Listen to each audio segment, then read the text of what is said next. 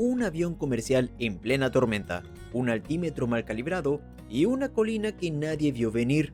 El resultado, una maniobra desesperada a segundos del impacto.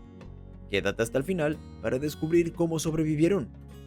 En una noche donde lo mejor que se podía hacer era quedarse en casa viendo la televisión y tomando algo caliente, un grupo de 73 pasajeros abordó el vuelo 1572 de American Airlines, con salida desde Chicago O'Hare hacia Connecticut.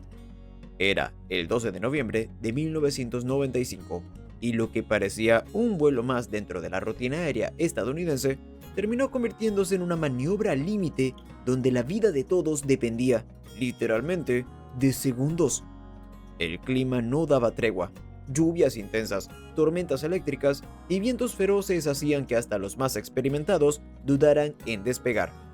Aún así, tras 2 horas de espera, el vuelo partió poco después de las 11 de la noche.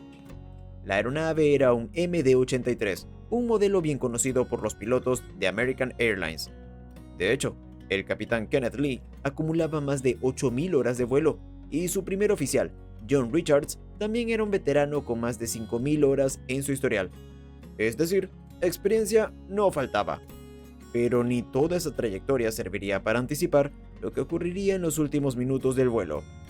Durante la primera parte del trayecto, el vuelo se desarrolló con relativa calma, excepto por una subida forzada a 35.000 pies para evitar turbulencias. El ambiente en cabina era bastante tranquilo. Sin embargo, al comenzar el descenso hacia el aeropuerto de Bradley, las condiciones comenzaron a empeorar con rapidez. La visibilidad era pésima y el viento se comportaba como si estuviera enojado con el mundo. Desde la torre de control sugirieron incluso desviar el vuelo a Boston, donde el clima era más estable, pero el equipo decidió continuar hacia su destino original. Nada parecía indicar que ese descenso iba a ser tan complejo hasta que lo fue. Uno de los errores más graves se cometió con algo tan aparentemente simple como el ajuste del altímetro. Para quien no lo sepa, el altímetro es el instrumento que indica la altitud de la aeronave en base a la presión atmosférica. En noches como aquella, con presión más baja de lo normal, era fundamental tener la lectura más precisa posible. Los controladores avisaron que debía ajustarse a 29.40, pero el capitán lo colocó en 29.47. Esa diferencia de apenas 0.07 hizo que el avión creyera estar 70 pies más alto de lo que realmente estaba. Suena insignificante, pero cuando te estás acercando a tierra en plena oscuridad y sin visibilidad, eso puede marcar la diferencia entre aterrizar o impactar. Y eso no fue todo. El último informe meteorológico automático que usaron los pilotos tenía más de 90 minutos de antigüedad, lo cual, en medio de una tormenta, es como intentar adivinar el clima con una foto vieja. A pesar de las señales de advertencia, la aeronave siguió descendiendo con normalidad, siguiendo una aproximación no guiada hacia la pista 15. Un error tras otro comenzaba a acumularse, y la tensión en la cabina empezaba a escalar.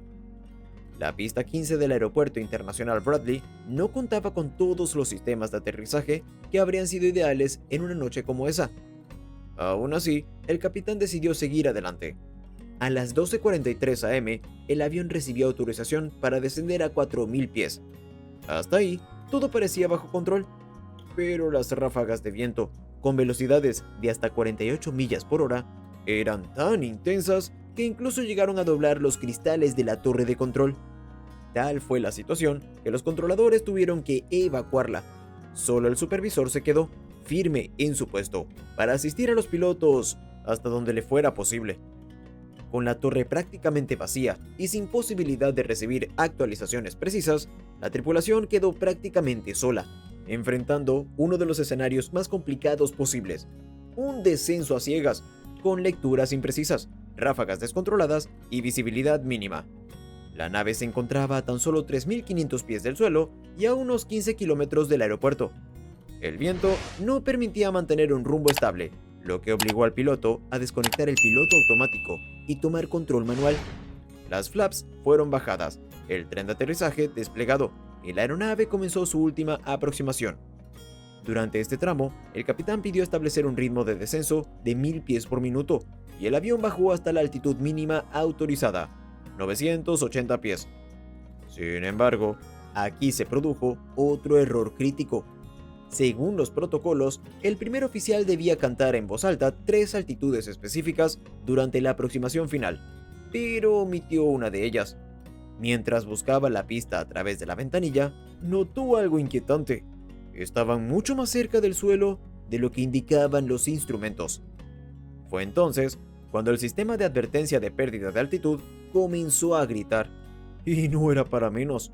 Lo que nadie había previsto era la presencia de una colina oculta en el trayecto, cuya altura no estaba indicada en las cartas de aproximación. Sin esa información, el descenso seguía su curso, directo hacia la copa de los árboles. A 155 millas por hora, el avión golpeó las ramas. La sacudida fue brutal.